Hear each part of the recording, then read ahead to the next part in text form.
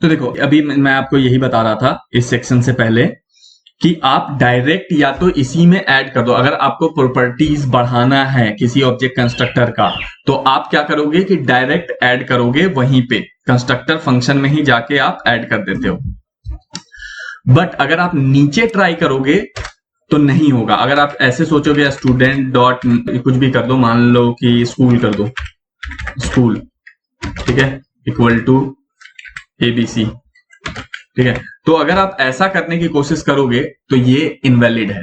लेकिन आप यहां पे चाहो तो ऑब्जेक्ट के लिए कर सकते हो। ये अभी हम लोग कंस्ट्रक्टर के लिए ट्राई कर रहे हैं, ठीक है।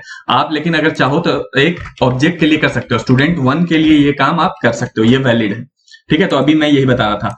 तो यहां पे आप किस तरीके से ऐड करोगे, मतलब बाद में कैसे ऐड करोगे। अगर आप करना भूल गए हो पहले इस फंक्शन में और आप चाहते हो कि इस वाला जो ऑब्जेक्ट कंस्ट्रक्टर है उसको गंदा ना किया जाए, हमें जितना जरूरत है बाद में ऐड करें, तो किस तरीके से करोगे। बहुत सारे रीजन हो सकते हैं कि क्यों आप बाद में ऐड करोगे, बट मैं आपको एक चीज बता देता हूं कि कैसे बाद में ऐड किया जाता है। कंस्ट्रक्टर फंक्शन में अगर ऐड करोगे तो वो ऐड हो ही जाएगा, ठीक है। तो इसी के लिए हमें जो प्रोटोटाइप कॉन्सेप्ट है उसका जरूरत पड़ता है। तो प्रोटोटाइप एक वो कॉन्सेप्ट है जिसके थ्रू आप मेथड और प्रॉपर्टी को कंस्ट्रक्टर फंक्शंस के बाहर ऐड कर सकते हो।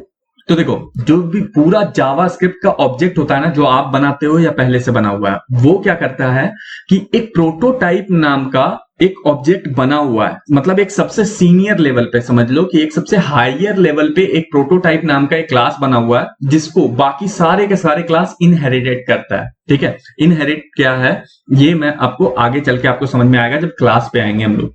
अभी बस इतना जानो कि सारे के सारे क्लास जो आप बना रहे हो या पहले से बना हुआ जावास्क्रिप्ट में, ये सब प्रोटोटाइप के अंडर आता है। तो इसीलिए प्रोटोटाइप के थ्रू हम इसको कर सकते हैं। अब देखो, अब आप पूछोगे कि ऐसा क्यों करेंगे हम लोग, मतलब कि यहां पे हमें बाद में ऐड करने की जरूरत क्या पड़ सकता है, ये आप जानना चाहते हो। तो देखो अभी मैं ये बता रहा हूं कि मान लो हमने एक ऑब्जेक्ट कंस्ट्रक्टर बना लिया और 2 ऑब्जेक्ट भी बना लिए। अब मैं ये चाहता हूं कि सारे ऑब्जेक्ट में एक प्रॉपर्टी और ऐड हो जाए, ठीक है, कि नेशनलिटी क्या है, वो इंडियन है या कोई और है।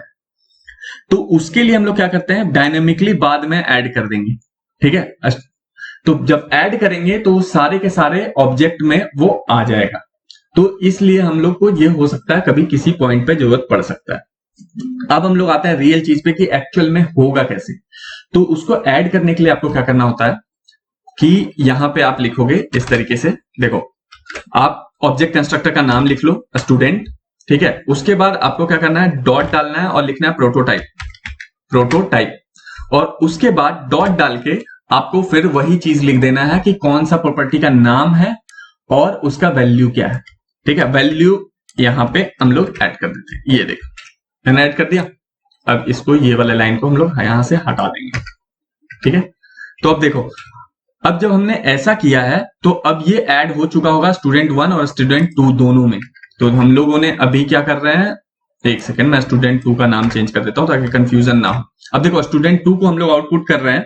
अब देखना है कि ये नेशनलिटी स्टूडेंट 2 में ऑटोमेटिक ऐड हो गया होगा। अब देखो मैं रिफ्रेश करूंगा, ये देखो ओके अभी ऐड नहीं हुआ है। क्यों नहीं हुआ, ओके तो ये ऐड हुआ है एक्चुअल में, बट यहां पे देखो प्रोटोटाइप वाला जो ऑब्जेक्ट है उसके अंदर आपको दिखाएगा, ये देखो नेशनलिटी इंडियन आ चुका है। बट हम लोग एक्सेस कर सकते हैं इसको, एक नॉर्मल प्रॉपर्टीज के ही जैसा एक्सेस कर सकते हैं। अगर आप देखना चाहते हो तो मैं क्या करता हूं कि ये देखो ये प्रॉपर्टी का नाम कॉपी करता हूं और यहां पे डायरेक्ट स्टूडेंट 2 डॉट नेशनलिटी कर देते हैं तो हमारे पास आ चुका होगा। यहां पे देखना, मैं रिफ्रेश करूंगा तो क्या आएगा, देखो इंडियन आ चुका है।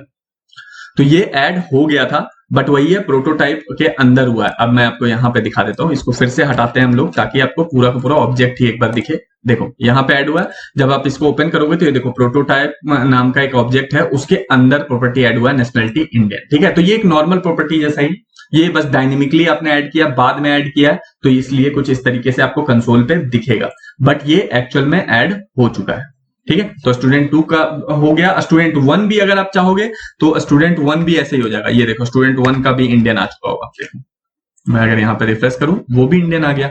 मतलब हमने क्या किया कि इससे दोनों में ऑटोमेटिक ऐड करवा दिया है। हमारा यहां पे ऐड नहीं था लेकिन ऐड यहां पे हमने करवा दिया। और सेम इसी तरीके से आप अगर चाहो तो इसको मैं एक काम करता हूं, इसको ही कॉपी कर लेता हूं, ठीक है। ये जो फंक्शन है इसको हम लोग डायनेमिकली ऐड करते हैं, ठीक है। मतलब प्रोटोटाइप के थ्रू बाद में। तो कैसे करेंगे, दिस के जगह आपको क्या करना है, बस ये स्टूडेंट डॉट प्रोटोटाइप लगा देना है। ये देखो यहां से कॉपी किया मैंने और यहां पेस्ट कर दिया। ये देखो स्टूडेंट डॉट प्रोटोटाइप नाम दिया और एक फंक्शन बना दिया। अब देखो हमारे पास ये फंक्शन बन के आ चुका है। अब अगर मैं इसको रिफ्रेश करूंगा, एक सेकेंड मैं नेशनैलिटी हटा देता हूं यहां से, तो आपको पूरा ऑब्जेक्ट दिखेगा। अब मैं यहां पे रिफ्रेश करता हूं तो अब देखो प्रोटोटाइप में यहां पे, ठीक है, नेशनैलिटी आ गया और नेम नाम का एक फंक्शन आ चुका है। ठीक है, अब मैं अगर इस नेम को कॉल करूंगा तो मेरा फुल नेम आ चुका होगा,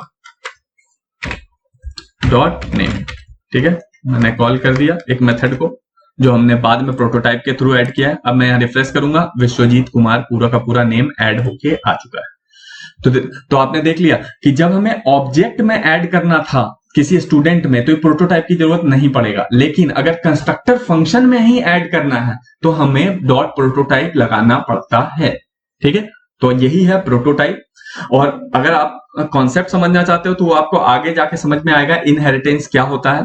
तो बस अभी के लिए आप इतना समझो कि ये एक प्रोटोटाइप सुपर क्लास है जिसको जावास्क्रिप्ट का हर एक क्लास इनहेरिट करता है। तो आप प्रोटोटाइप के थ्रू जाके आप ये काम कर सकते हो कि ऑब्जेक्ट कंस्ट्रक्टर को चेंज कर सकते हो। ठीक है,